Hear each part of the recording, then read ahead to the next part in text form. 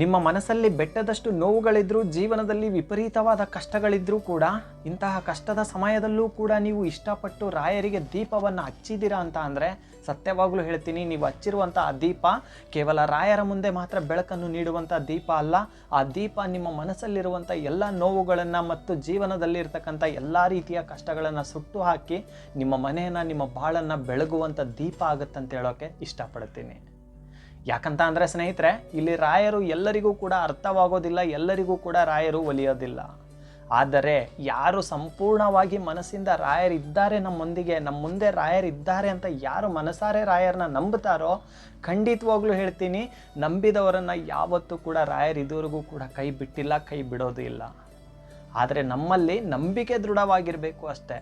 ರಾಯರು ನನ್ನ ಮುಂದೆ ಇದ್ದಾರೆ, ರಾಯರು ನನ್ನೊಂದಿಗೆ ಇದ್ದಾರೆ ಅಂತ ಧೈರ್ಯದಿಂದ ಯಾರು ಕಷ್ಟದಲ್ಲೂ ಹೆಜ್ಜೆ ಇಡ್ತಾರೆ ನೋಡಿ, ಮುಂದೆಜ್ಜೆ ರಾಯರು ಇದ್ದಾರೆ ನನ್ನ ಜೊತೆಗಂತ, ಅಂಥವ್ರನ್ನ ಯಾವತ್ತೂ ಕೂಡ ರಾಯರು ಸೋಲೋಕೆ ಇದುವರೆಗೂ ಕೂಡ ಬಿಟ್ಟಿಲ್ಲ, ಮುಂದೆ ಕೂಡ ಬಿಡೋದಿಲ್ಲ. ಕೆಲವೊಂದು ಸಲ ಏನಾಗುತ್ತೆ, ನಮ್ಮ ಮನಸ್ಸಲ್ಲಿ ಎಲ್ಲೋ ಒಂದು ಕಡೆ ದೇವರು ಸುಳ್ಳು, ದೇವ್ರು ಇದ್ದಾರೋ ಇಲ್ವೋ ಅಂತ ನಾವು ಅನ್ಕೊತೀವಿ. ಆದರೆ ಸತ್ಯವಾಗ್ಲೂ ಹೇಳ್ತೀನಿ, ಕಣ್ಣಿಗೆ ಕಾಣದೇ ಇರ್ಬೋದು, ಆದರೆ ದೈವ ಸತ್ಯವಾಗ್ಲೂ ಕೂಡ ದೈವ ಶಕ್ತಿ ಇದೆ. ನಮ್ಮಲ್ಲಿ ನಂಬಿಕೆ ಬಲವಾಗಿರಬೇಕಾಗತ್ತೆ, ದೃಢವಾಗಿರಬೇಕಾಗತ್ತೆ. ತುಂಬ ಜನಗಳ ಜೀವನ ಬದಲಾಗಿದೆ ಅಂದಮೇಲೆ ನಿಮ್ಮ ಜೀವನ ಕೂಡ ಬದಲಾಗುತ್ತೆ. ಇಷ್ಟೊಂದು ಕಷ್ಟದಲ್ಲೂ ಕೂಡ ಮನಸ್ಸಲ್ಲಿ ಬೆಟ್ಟದಷ್ಟು ನೋವಿದ್ರೂ ಯಾರ ಹತ್ರ ಹೇಳ್ಕೊಳ್ಳೋಕೆ ಆಗದಿರೋಷ್ಟು ನೋವು ನಿಮ್ಮ ಮನಸ್ಸಲ್ಲಿದೆ ಅಂತ ನನಗೆ ಗೊತ್ತು.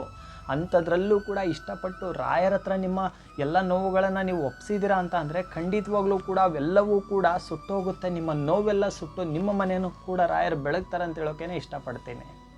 ರಾಯರು ಅಷ್ಟು ಸುಲಭವಾಗಿ ಎಲ್ಲರಿಗೂ ಕೂಡ ಒಲಿಯೋದಿಲ್ಲ. ಆದರೆ ಒಂದು ಸಲ ರಾಯರೇನಾದರೂ ನಿಮ್ಮ ಕಡೆ ತಿರುಗಿ ನೋಡಿದ್ರು ಅಂತಂದರೆ, ನಿಮ್ಮ ಜೀವನದಲ್ಲಿ ಯಾವುದೇ ರೀತಿಯ ಕಷ್ಟಗಳು ಇರೋದಿಲ್ಲ, ಮನಸ್ಸಲ್ಲಿ ಯಾವುದೇ ರೀತಿಯ ನೋವುಗಳು ಇರೋದಿಲ್ಲ. ನಿಮ್ಮ ಬಗ್ಗೆ ಆಡ್ಕೊಂಡವ್ರಿಗೂ ಕೂಡ ರಾಯರು ಏನು ಉತ್ತರವನ್ನು ಕೊಡಬೇಕೋ ಖಂಡಿತವಾಗ್ಲೂ ಕೂಡ ಕೊಟ್ಟೇ ಕೊಡ್ತಾರೆ.